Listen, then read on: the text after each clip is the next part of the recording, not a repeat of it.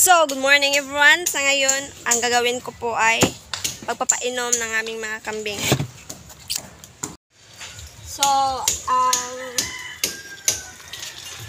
nasa loob po nito ay darak ng mais, molasses, at saka multivitamins po ng mga hayop. Ginagamit po namin ito. Ginagawa po namin ito para sa hindi pa namin sila i-arrange, papainumin namin sila ng ganito. Ito po may tubig na po, nilagyan ko na po. Saan makakaya ng aking strength. So, we have to make it well.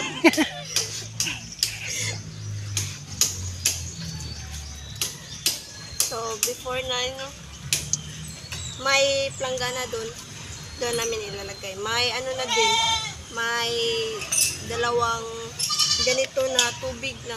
Tapos ito, ihahalo na namin para dumami din sila. So, tara, punta na tayo sa taas.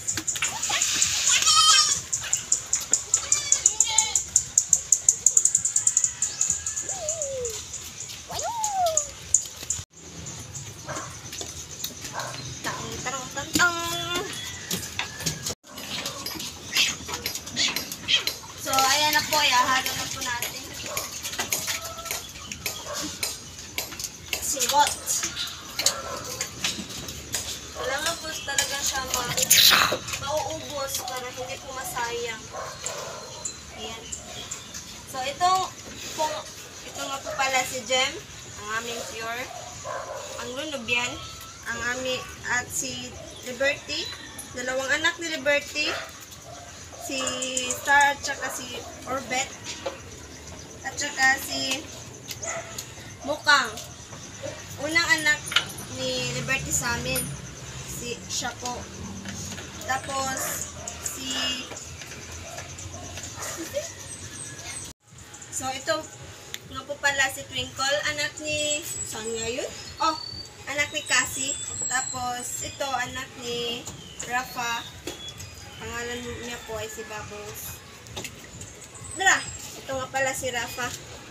Tsaka ang aming tapos ito po ang aming buntis. Si Kara. Tapos malapit na po ang 9. Ilalabas na po namin sila para i-arrange.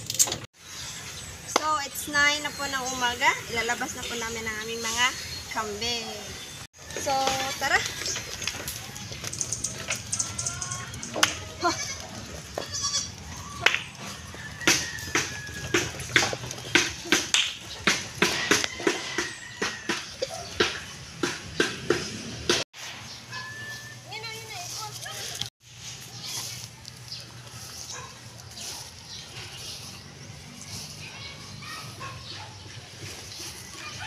So everyone, nandito na po kami sa aming area kung saan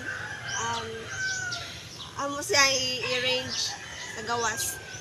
Kasi pag hindi po umuulan, dito namin sila papakainin. Pero pag umuulan po, mangumpay po talaga ang aking ama at aking na para sa ilahang kanunon. So, wow ni ang lugar. It's so peaceful, right?